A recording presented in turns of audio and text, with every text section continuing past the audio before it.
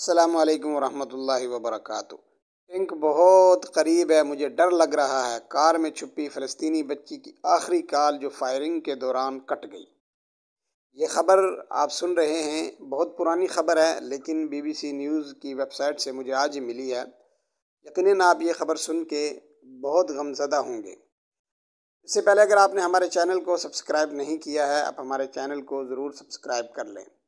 دنیا کے اندر وہ ممالک جو دنیا کا نظام چلاتے ہیں، دنیا کے چیمپئن بنتے ہیں، دنیا کے اندر اصول و ضوابط پر دوسروں کو چلنے کی تلقین کرتے ہیں، لیکن اسرائیل ایک ایسا ظالم جابر ملک ہے جس نے سرزمین فلسطین کے اندر ہزاروں بچوں کو قتل کر دیا ہے، جس کا اگر احوال دیکھا جائے ایسے بچے بھی ہیں کہ جو ماں کی گود کے اندر دودھ پیتے پیتے انہیں آ کر گولی لگی یا ان کے اوپر چھت گر گئی اور وہ اسی ملبے کے اندر دفن ہو گئے۔ آپ حضرات سے جو وہ بات کرنے کا مقصد ہے وہ یہ ہے کہ مسلمان دنیا کے اندر اگر رہے، اللہ اور رسول کی اطاعت کے ساتھ رہے تب بھی کامیاب ہے، اور اگر دنیا سے ظلم و ستم کے باعث دنیا سے چلا جائے تب بھی کامیاب ہے۔ لیکن مسلمانوں کی کامیابی کا جو معیار اللہ رب العالمین نے بتایا ہے، وَأَنْتُمُ الْأَعْلَوْنَ إِن كُنتُم مُؤْمِنِينَ، تمہارے لیے سرفرازی اور سربلندی ہے اگر تم مومن رہے۔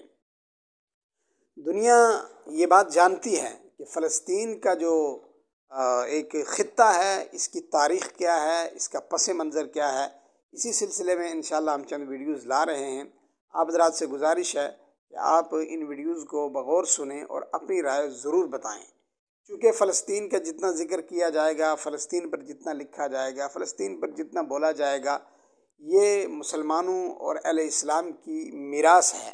اس پر لکھنا، اس پر بولنا، اس پر گفتگو کرنا، یہ صرف فلسطینیوں کا مسئلہ نہیں ہے، بلکہ پوری دنیا کے انسانوں کا مسئلہ ہے، مسلمانوں کا مسئلہ ہے، اور ان مسلمانوں کا مسئلہ ہے جن مسلمانوں نے اس کے لیے اپنی جان، اپنا مال، اپنا سارا کچھ قربان کر دیا۔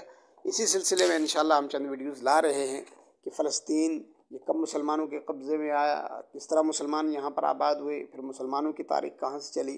چونکہ عام طور پر آج کل یہ تأثر دیا جاتا ہے کہ سرزمین فلسطین جو ہے اس پر مسلمان غاصب ہیں۔